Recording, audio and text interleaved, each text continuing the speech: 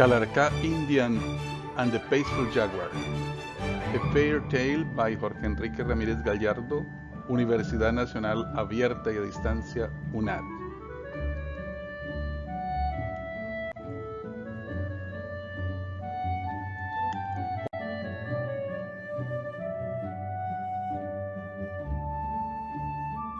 Upon a time, there was a warrior boy called Calarca Indian. He was on the way to see his father Cacique Pijao when he decided to take a shortcut through Galilea forest. It was long before Calarca got lost. He looked around, but all he could see were trees. Nervously, he fell into his bag for his favorite toy, Grey Wolf. But Grey Wolf was nowhere to be found. Calarca began to panic. He felt sure he had packed Grey Wolf. To make matters worse, he was starting to feel hungry.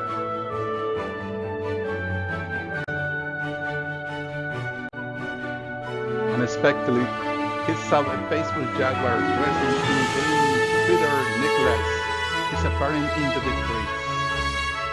"Oh," thought Calarca, for the want of anything better to do, he decided to follow the peculiarly dressed jaguar. Perhaps it could tell him the way out of the forest.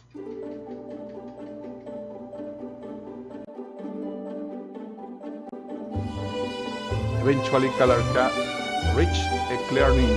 In the clearing were two houses, one made from kebabs and one made from hamburger. Calarca could feel his tummy rumbling, talking at the house. He did not ease his hunger. "Hello," he called. "Is anybody there?"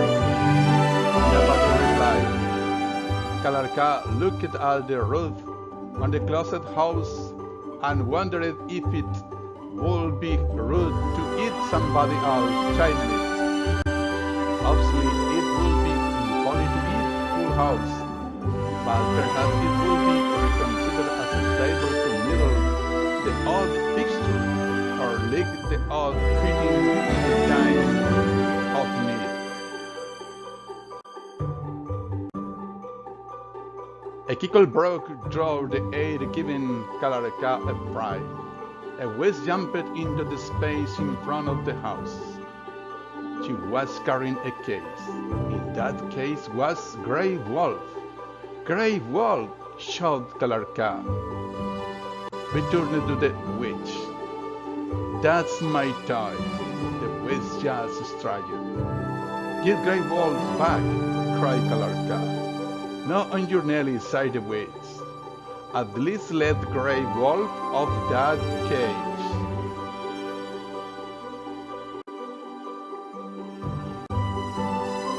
Before she could reply, the peaceful jaguar in the green feather necklace rushed in from a footpath on the other side of the clearing. "Hello, big jaguar," said the witch. "Good morning." The jaguar noticed Grey Wolf. "Who is this?" "That is Grey Wolf," explained the witch. "Oh, Grey Wolf will look lovely in my house. Give it to me," demanded the jaguar. The witch shook her head. "Grey Wolf is staying with me." Excuse me," Calarca interrupted. "Grey Wolf lives with me and not in a cage."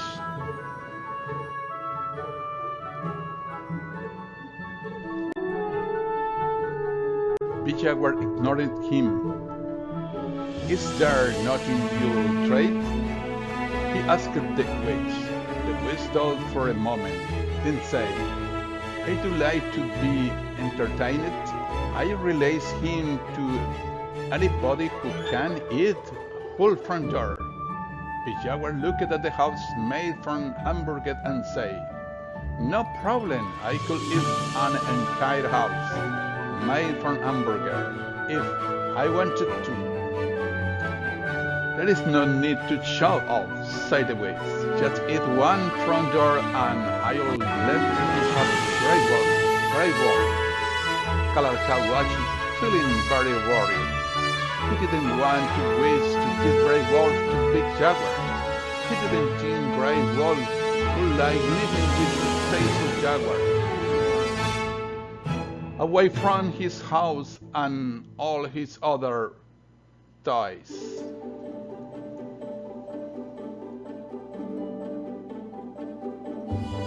Big Jaguar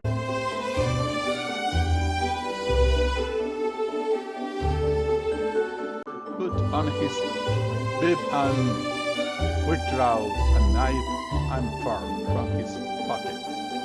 I'll eat this whole house, said the Jaguar. As you watch, the Jaguar pulled off the corner of the front door of the house made from hamburger. He gulped it down, smiling, and went back for more, and more, and more. Eventually, Big Jaguar started to get bigger, just a little bigger at first, but after a few more forkfuls of hamburger, he grabbed to the size of a large snowball, and he was every bit as round. And I don't feel too good, sighed Big Jaguar. Suddenly, he started to roll. He'd grown so round that he could no longer balance.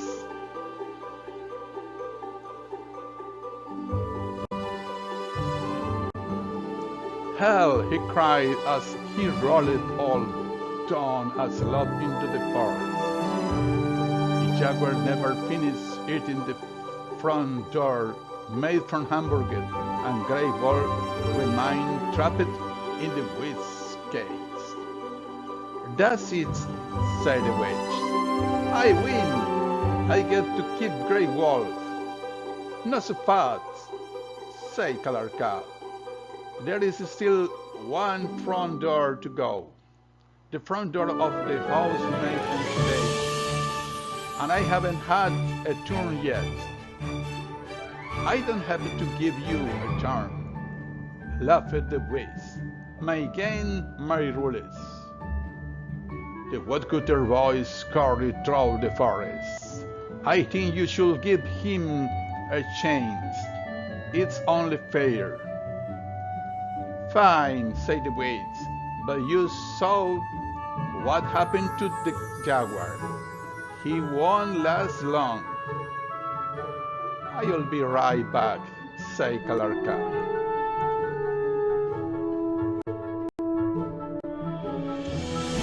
What, said the witch? Where's your sense of impatience? I thought you wanted Grey Wolf back. Calarca ignored the witch and gathered a hefty pile of sticks. He came back to the clearing and started at a small fire. Carefully, he broke off a piece of the door of the house made from cabbage and toasted it over the fire. Once it had heated and cooled just a little, he took a bite. He quickly devoured the whole piece. Calarca sat down on the nearby log. You failed, take it the Wiz. You were supposed to eat the whole door.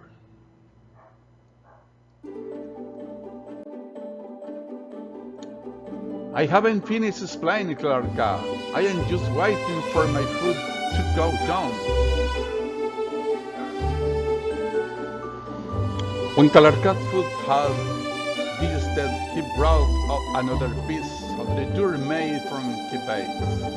Once more, he toasted his food over the fire and waited for it to cool just a little. He ate it up, each piece, then waited for it to digest. Eventually, after several sittings, Calarca was done with the final piece of the door made from cabbage. Carefully, he toasted and allow it to cool just a little. He finished his final course. Calarca had eaten the entire front door of the house made from papyrus.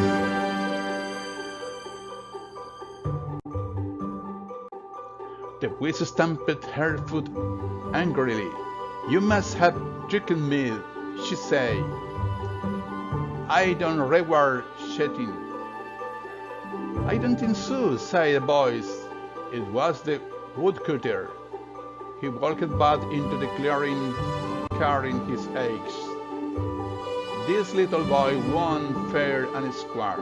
Now hand over great wall, or I will chop your broomstick in half." The witch looked horrified. She grabbed her broomstick and placed it behind her.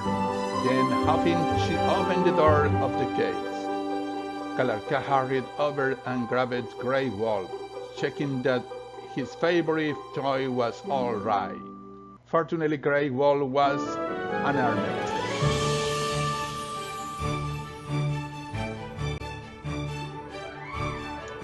Calarca thanked the woodcutter, grabbed the quick souvenir, and hurried on to meet Cacique. It was starting to get dark. When Calarca got to the Cacique's house, his father threw her arms around him. "I was so worried," cried Cacique.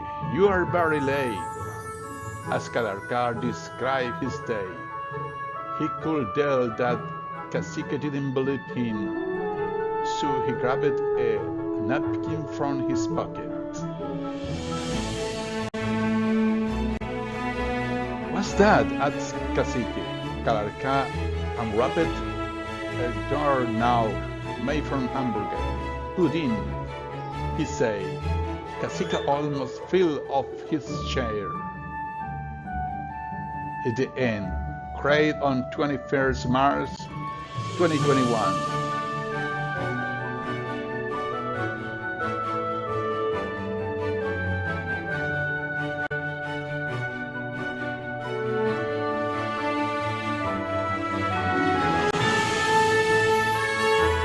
Thanks. See you later.